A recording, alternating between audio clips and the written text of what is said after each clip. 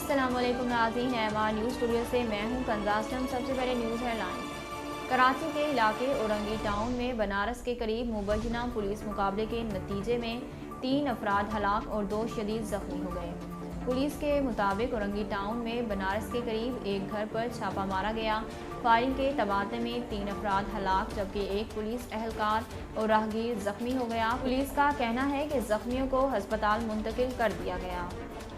تحریک انصاف کے رہنما اور وزیر اعظم کے معاون خصوصی ارباب شہزاد کے بھتیجے ارباب محمد علی نے الزام لگایا ہے کہ گورنر خیبر پختونخوا اور صوبائی وزیر نے میئر پشاور کا ٹکٹ 7 کروڑ میں بیچا۔ خیبر پختونخوا کے بلدیاتی انتخابات میں شکست کے بعد حکمران جماعت پاکستان تحریک انصاف میں الزامات اور اندرونی اختلافات میں شدت آ گئی ہے۔ کرونا وائرس سے 2 افراد جاں بحق ہو گئے، جس کے بعد اموات کی تعداد 28,909 ہو گئی۔ پاکستان میں کرونا کے تصدیق شدہ کیسز کی تعداد 12,93,715 ہو گئی۔ National command and operation centre کے تازہ ترین اعداد و شمار کے مطابق گزشتہ 24 گھنٹوں کے دوران 301 نئے کیسز رپورٹ ہوئے۔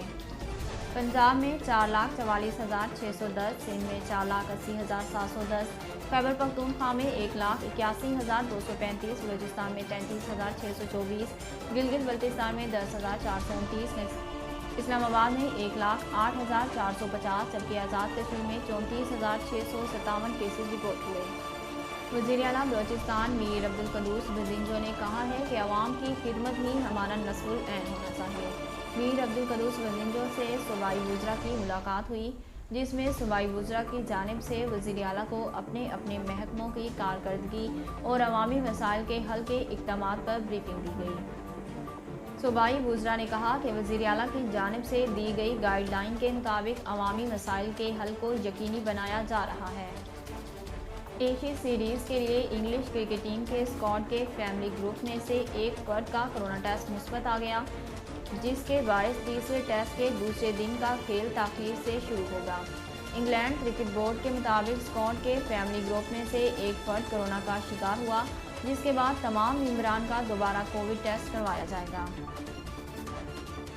ناظرین، اب تک کے لیے اتنا ہی۔ مزید خبروں اور اپڈیٹ کے لیے دیکھتے رہیے ایم نیوز۔